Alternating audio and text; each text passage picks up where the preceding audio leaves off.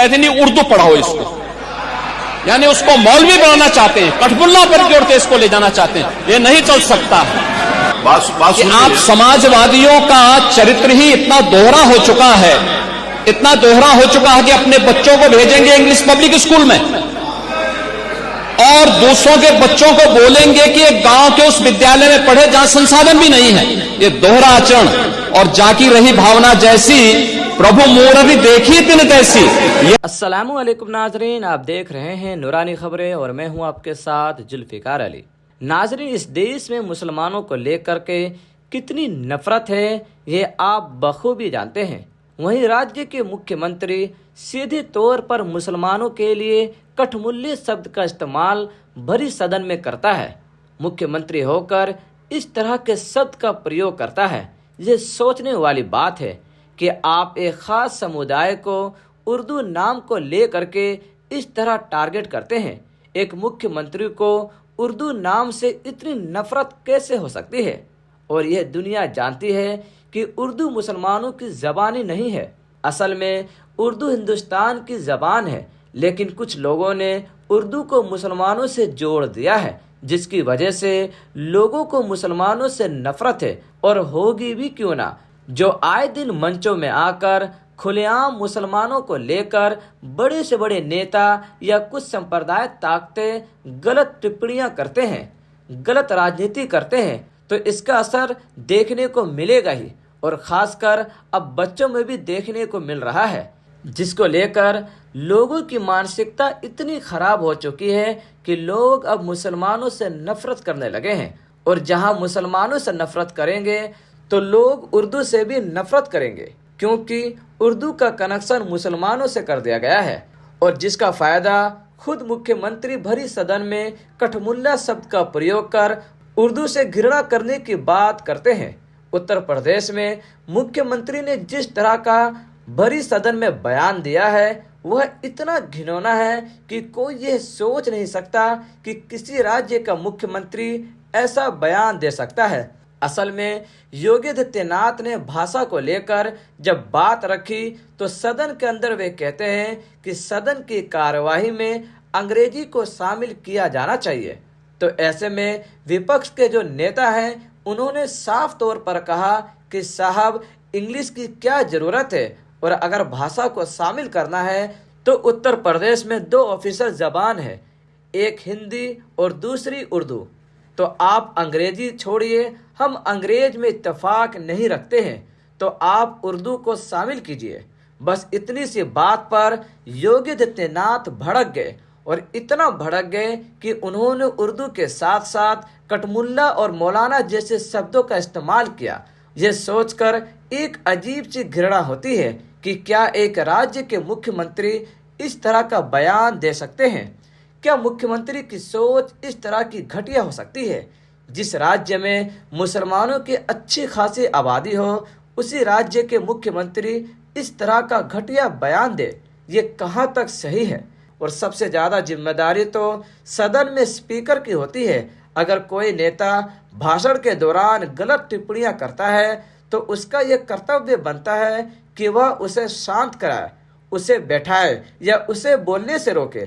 लेकिन जिस तरीके से सदन के स्पीकर साहब हंस रहे थे, मानो वो भी इस पूरे मामले में शामिल हो। नाजरीन, हम आपको वह वीडियो दिखाते हैं कि किस तरह योगी आदित्यनाथ भरी सदन में बयान दे रहे हैं और महोदय स्पीकर साहब उनको रोकने के बजाय उनके बयान पर हंस रहे हैं।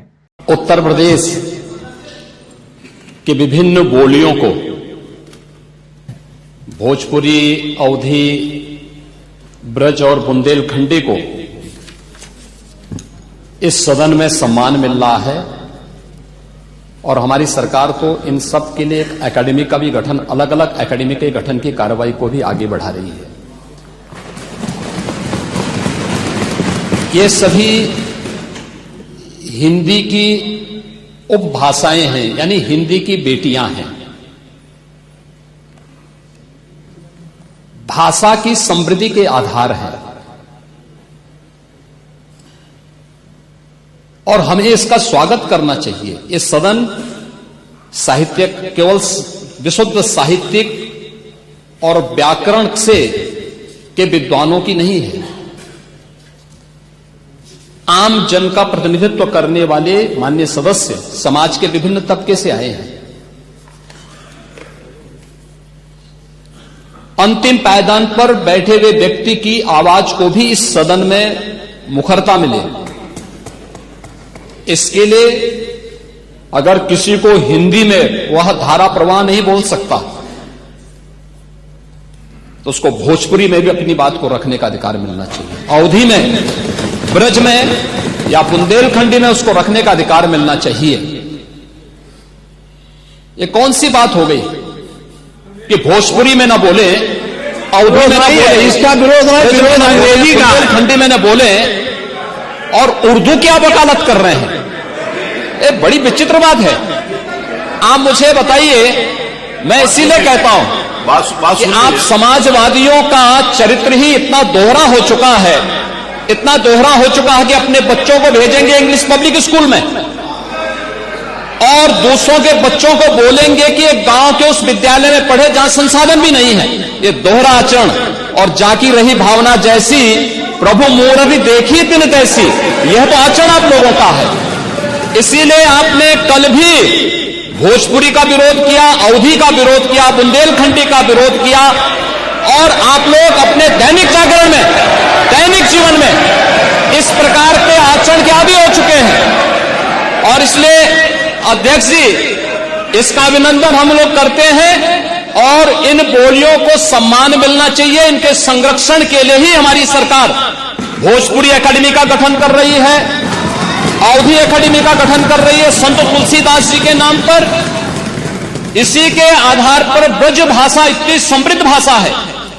सूरदास जी ने अपनी सभी रचनाएं उसी भाषा में दी हैं। संत तुलसीदास जी ने अपनी कालजयी रचना रामचरितमानस, जो इस सदन में ही नहीं, उत्तर भारत के अंदर और भारत से प्रवासी हुए जितने भी ऐसे लोग हैं जो मॉरिशस में या दुनिया के फिजी में या दुनिया के किसी देश में गए, उनके संकट काल में रामचरितमानस ही तुलसीदास जी का अवधी भाषा में रचा गया, रामचरितमानस ही उनका सहारा बना था। और आज जब उसको सम्मान मिल रहा है तो आप उसका विरोध कर रहे हैं। बड़ी विचित्र सी स्थिति है। आप हर अच्छे कार्य का समाज, आज के यही ढोंग है आप लोगों का, यही ढोंग है। हर अच्छे कार्य का आप विरोध करेंगे, हर अच्छे कार्य का आप विरोध करेंगे। हर अच्छा कार्य जो प्रदेश के हित में है, देश के हित में है, आप उसका विरोध करेंगे। और मुझे लगता है इस प्रकार के विरोध की निंदा होनी चाहिए और हम इसका समर्थन करते हैं जो उत्तर प्रदेश की बोलियों को सम्मान मिल रहा है। मैं आपका धन्यवाद करूंगा और विधानसभा सचिवालय को इस बात के लिए धन्यवाद दूंगा।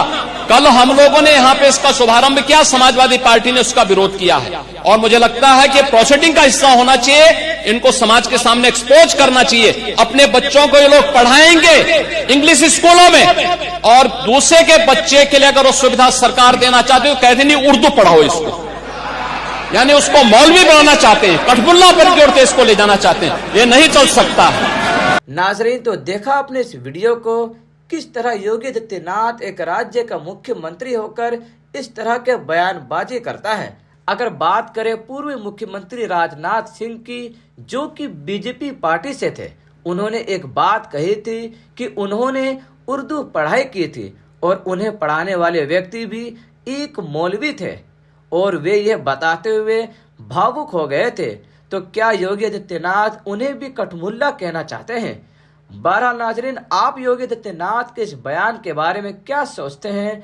अपनी राय कमेंट कर जरूर बताएं। मिलते हैं अगले वीडियो में, तब तक के लिए खुदा हाफिज।